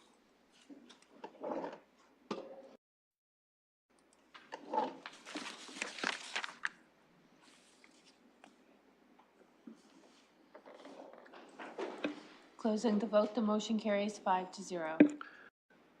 Thank you. Any questions of a technical nature for staff at this time? Seeing none, I'll look for the applicant, if the applicant would like to address the committee. Please, sir, give us your name, and you have 5 minutes. All right, good evening, Mr. Chair. My name is Dave Galbraith. I'm a planner and president of Up Consulting out of Waterloo. Here tonight on behalf of the applicant, and I'm joined by Mark Vilmer from SRM Architects. So the subject property is 200 Albert Street, London, and a zoning bylaw amendment application has been advanced in order to permit or facilitate a 16-story building. The site has a lot area of 0.35 hectares and frontage of 45 meters and is generally rectangular in nature. The subject property is currently used as a surface parking lot and is located to the northwest of Richmond and Albert Street, just north of downtown. To the east, the property is in close proximity to Victoria Park and Richmond Row. In terms of the existing planning controls, the London Plan designates the property as being within the rapid transit corridor place type, which encourages a mix of land uses, including apartment buildings. Within this designation, a minimum of 2 stories is required up to 16 stories, which is being proposed by the applicant. The designation itself does not establish a maximum density or units per hectare, and the site itself is located within the downtown protected major transit station.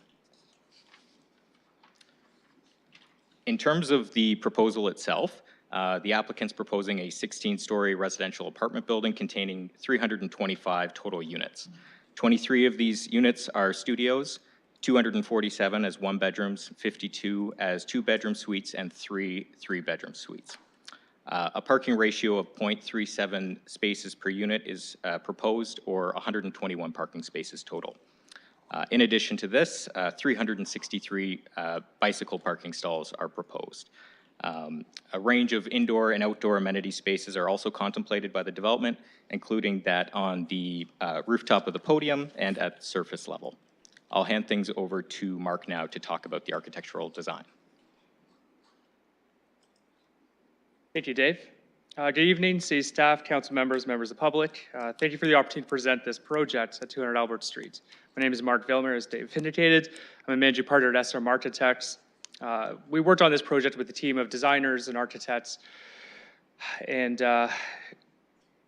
it's an interesting site because it's an infill site where we only are relying on Albert Street as the access to the development, and given the geometry of the site, we've had to be a little bit creative with site circulation. So, as you know, it's a 16-story building, roughly 325 units, 121 parking spaces through integrated structural parking deck below grade 2 levels. From a general massing perspective, the development's designed to have proportions defined by a base, a middle, and an upper portion. And what's most unique about the development for us, the design of pedestrian realm, and it's what we have is a 6-meter floor to floor, level 1 to level 2 of the project, where we introduced a mezzanine level. This has allowed us to provide the height that we need for vehicle access and loading, but it gives us a very unique opportunity for the amenity spaces, the main lobby area that's interfacing with Albert Street, and mezzanine capabilities for the 2-story or the 1 and mezzanine level story townhouse units that we've arrayed along the front of the building as well as along the the east side. The ground floor is interesting because we have 2 main vehicle accesses to the development. We have one on the left side, if you will, as part of the design package, or the west, and we have an entrance on the east. The east access is unique because we have shared accesses with existing developments, commercial, retail areas that are using that driveway as back of house. So that's preserved as part of this development, and we're using that same laneway to access our loading for garbage and removals. That's the access on the east. The west access is actually the pedestrian access, the vehicle access to access underground parking as well as the loading and moving area. We have as part of our design to try to fit in with the fabric of the local area, we've widened the podium base along the frontage. And so we have a drive underneath condition. So we're driving underneath part of the podium where we have residential above. And so we were very cognizant to make this a very bright, open, and safe area, even though it's covered and it's sheltered from the elements. From most people just walking through that space, it feels at a two-story level. We've provided, as part of our package, some design renderings indicating the base in the middle. And again, our main focus from an urban design perspective was the experience you have walking along the street, along this building. So we've matched our three-story podium with the adjacent buildings, and that is a technique that we've used to contextualize the development. Then we step back with some terracing, and then the development moves up, and then we thin out our floor plate as you get to the upper levels, consisting of primarily all the residential units. Thank you. So in terms of the details of the zone change application itself, the applicant is proposing the zoning bylaw amendment to allow for the proposed height of 56 meters, the density of 926 units per hectare, and then site-specific setbacks for front yard, side yard, and rear yard. In addition to this, staff have recommended a number of additional regulations relating to step-backs from the podium, the tower footprint, and the ground floor height. And we agree with these recommendations of staff as they're consistent with the London plan. So in conclusion, we agree with the findings of the staff report and the recommendation to approve the application. This development is transit supportive and very much in line with the goals of the London plan. Thank you. Thank you, gentlemen. Anyone from the public that would like to address the committee? Don't see anyone. Oh, excuse me, ma'am. Please give us your name. My name's You Anna. have 5 minutes. Please go ahead. My name's Anna Maria Velastro. I learned today that the planning department does not circulate planning applications to other policy areas outside the planning area. Therefore, policy on forestry and the urban forestry strategy is not considered when making these planning decisions, and developers don't have to consider the urban forestry strategy, which is also part of the London plan when designing their buildings. This is a big site, and the severe reductions in setbacks have not been justified in the report by staff, and that is the biggest concern from people that took time to comment on the planning application. Okay, they failed to recognize the goals of the urban strategy. They're working against staff in other parts of planning, the forestry staff, that have made the core a priority to reforest. This committee understands that the downtown core is a heat dome. And this committee understands that our streets are not walkable because they haven't developed a shade policy, which has been part of the goals of the forestry staff. They've never justified the rationale for the drastic reduction in setbacks. It sounds like tonight it's a design element and not based on a healthy building.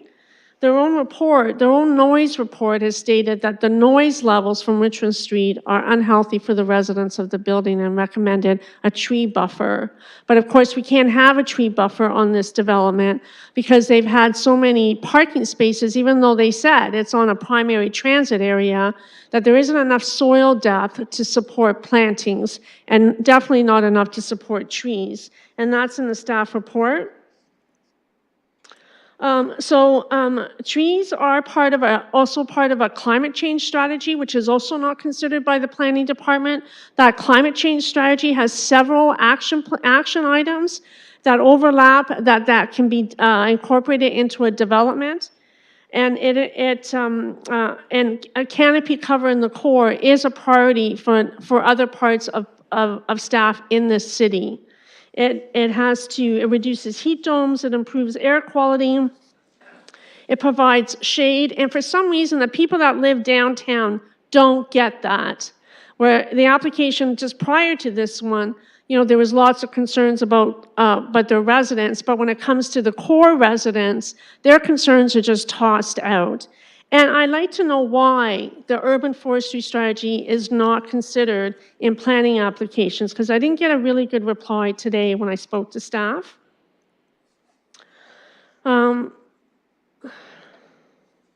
So this building needs to be, if it doesn't have a buffer, it needs to be a climate-controlled interior space, which means that it has to have it has to be air-conditioned all the time. And if you understand climate change, air-conditioned buildings contribute to heat outside of that building for everybody else. It makes the problem worse. So they had a choice to buffer the building with vegetation, trees, or they can have a climate-controlled interior space to reduce outside noise for their residents. I also just want to comment on something that Councillor Lehman said in the press about studio apartments, that somehow these studio apartments are somehow going to be affordable. I just want to let people know that I am a landlord, and I can tell you that studio apartments run from $1,200 to $1,300 a month on average in this city. And a room in a shared house is about $1,000 a month. So, if you think that this building is somehow going to be more affordable because it's a studio apartment, that's just not the case. And that can be easily researched. Okay, you don't have to be a landlord to know that. I also want to just reiterate that we don't really, we have a housing affordability crisis, not a housing crisis.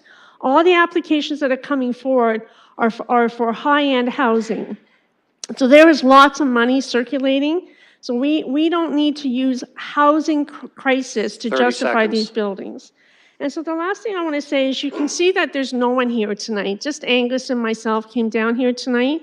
And I think there's just a growing frustration about coming down and talking to a committee that is very predictable on how they're rubber stamping planning applications, and that people's concerns are being tossed out by the planning department, and then they come down here and they get tossed out again. So if you're comfortable with talking to an empty gallery, Thank you for your that's time. fine. Thank you. Anybody else from the public that would like to address the committee? I'll go to clerk to see if there's anyone online. Through the chair, there's no one online. Thank you. Seeing that there's nobody else, I'll look for a motion to close PPM. Councillor Hopkins, seconded by Deputy Mayor Lewis. I'll call the vote.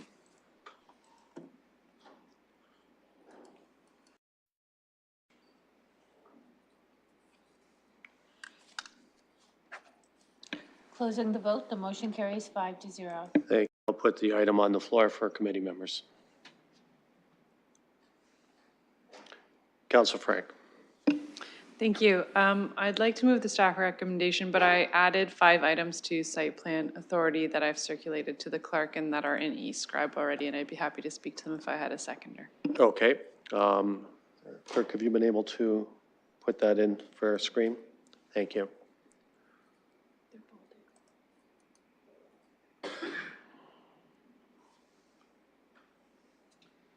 Okay, I see the clerk has added it with in bold. So there's been a motion made. I'll look for a seconder. Deputy Mayor Lewis. We have a motion moved and seconded. I'll look for comments or questions. Councillor Frank. Thank you. Appreciate the seconder. I think that this is actually a great location for infill, given that it's downtown and currently a surface level parking lot with, I don't think, any trees or any vegetation. And following up on some of the comments from the gallery, I did add a couple items to try and address some of the climate emergency action plan considerations that we have with respect to new development.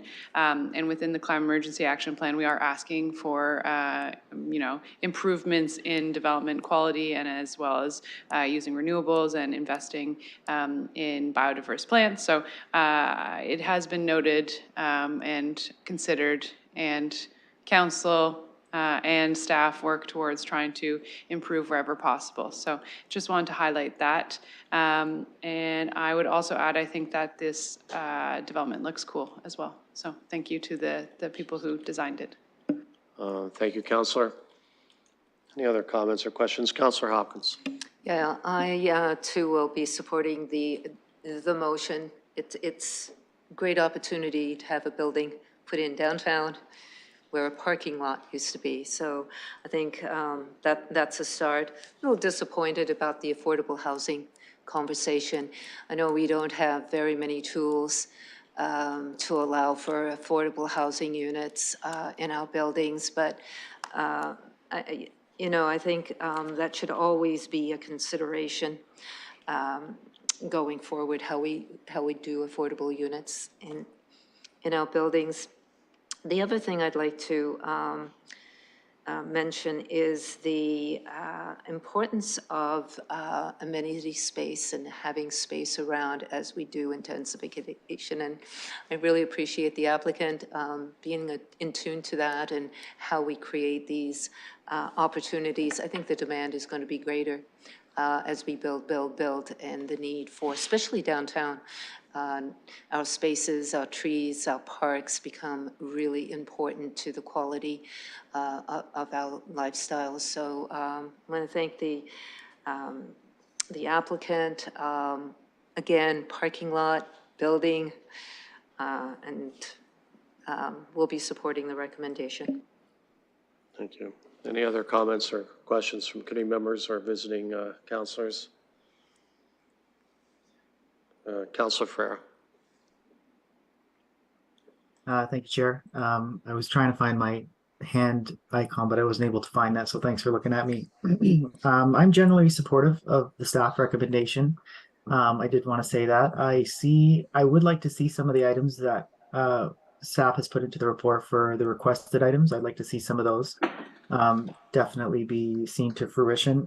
And I have to agree with the comments from the committee members, the past committee members. It's a surface parking lot, not very well utilized space in my opinion, and it would be considered infill development there. So because we are going to be taking away that surface parking lot, I did make comments on this before, but I have heard from some local businesses. I'd like to add that to the conversation too, of businesses just being concerned with losing those parking spots. So I do see that this would be tied in with our parking strategy moving forward, just because I'm concerned with where visiting people where visiting patrons of businesses would be parking, and I feel like that would be kind of put out on the streets or wherever the existing parking would be, and that might just lead to congestion. So I would just bring that up for committee to think about that. I would like to also put out to the applicants, maybe consider a little more 3-bedroom units. I'm pretty sure I saw the original application had 7 3-bedroom units, and I think now it's at 3. So just consider that. And if I'm able to, I would like to, if the chair, if the committee allows me, I'd like to ask a question just to the representatives of the applicant and see if we can get maybe some understanding of when we'd expect shovels in the ground for this application. Yeah, I'll go to the applicant. What are the plans, assuming zoning and site plan and building permits, et cetera? Are there any estimates of when building would commence on this site? Through your chair, unfortunately, I'm not in a position to really be able to accurately indicate when that would be. The project is currently being priced at a very, very high level, but we have not gone into detailed design development at this stage to be at a point where we'd be able to project the overall timeline. I think with obviously staff support and council support, it will energize the process from a client's perspective. And their stated goal to me was they want to get in, build a beautiful building, and get out. They really just want to mobilize and get intensification going. And so they are not looking to slow play this, if that's a concern here. Thank you. Councillor? Thank you for that answer. Yeah, the sooner the better.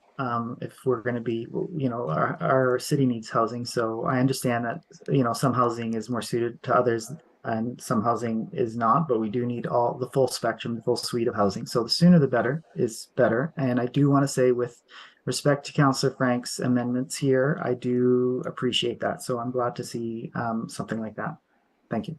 Thank you, Councillor. I'll go to Councillor Pribble. Thank you. And questions through the chair, either to the staff or to the applicant. When I look at the picture, so to the west of the building is going to be entrance to the garages. So the 3 meters there, they will be kind of outside. But to the east side, and if I remember correctly, the applicant mentioned that it's going to be used the east side for both the retailers to the east of it and also the waste trucks. And I just don't know, 3 meters, is it considered sufficient for the trucks to get through? Because I think that they are like 2.6 or 2.7 meters and with the mirrors. So I just want to know if it's for the alleys and what is the minimum measurement access? Because currently we have 3 meters. I'll go to the applicant want to make some comments regarding laneway width. Thank you, through you, Chair. So just a quick clarification. So within our property, we have roughly 6.7 meters of width that would be available to the back-of-house services for the properties on the east, as well as for the currently contemplated location for the garbage and waste loading on our site. Councillor. Okay, so if I look at through the Albert Street, when I look at the drawing, so it looks 3 meters, and then there's the gray area, so that would go additional 3-point-something meters, so we would get 6 meters? Okay, thank you, no more questions. Okay, thank you. Any other comments or questions from committee or visiting councilors? The committee will allow me a brief one. I remember when, this might be dating me, not that long ago, there was a commercial bakery on this site, and I remember when it was taken down, and I thought, pretty soon there's a reason for that, and so I'm happy to see the applicant coming through here with plans to increase our housing stock. Okay, seeing no further comments or questions from committee, we have motion moved and seconded. I'll call the vote.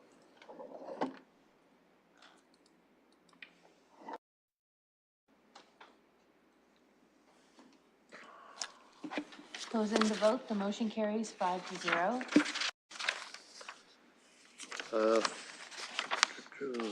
Thank you. That concludes our scheduled items, so there are no items for direction. 5, we have a deferred matters additional business. 5.1 deferred matters list, and 5.2 added, which is the 12th report of the Community Advisory Committee on Planning. I'll look to Councillor Hopkins. I'll move the motion to receive. Thank you. I'll look seconder on that. Deputy Mayor Lewis. Any comments or questions? We have motion moved and second. I'll call the vote on that.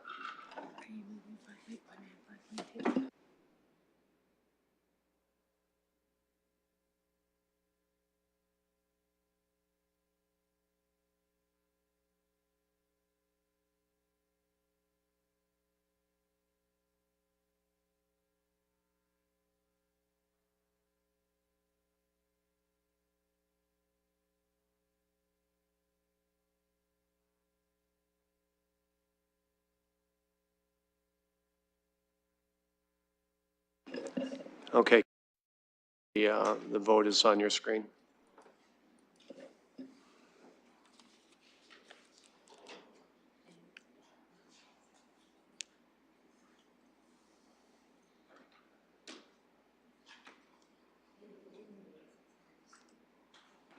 Closing the vote, the motion carries 5-0. Okay, we move on to 6, which we have a confidential matter. I'll look to the clerk to explain the reason for going into in camera.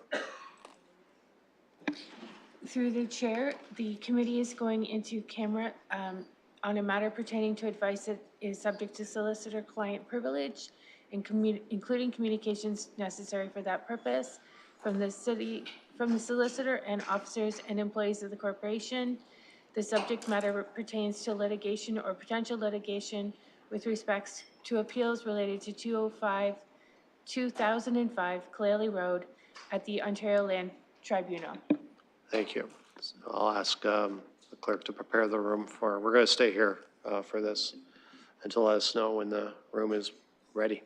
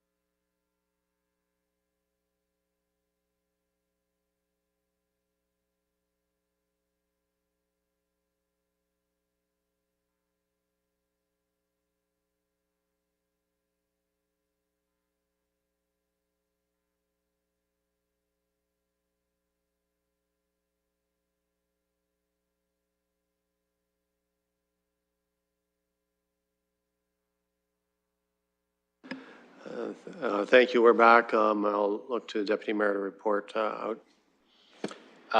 Thank you, Chair, and through you, I will report out that progress was made for the matter on which we went into confidential session regarding client solicitor privilege. Thank you. And an Ontario Land Tribunal ruling. Thank you, Deputy Mayor. Brings us to adjournment. I'll look for a motion to adjourn. Councillor Frank, seconded by Deputy Mayor Lewis. Hand vote.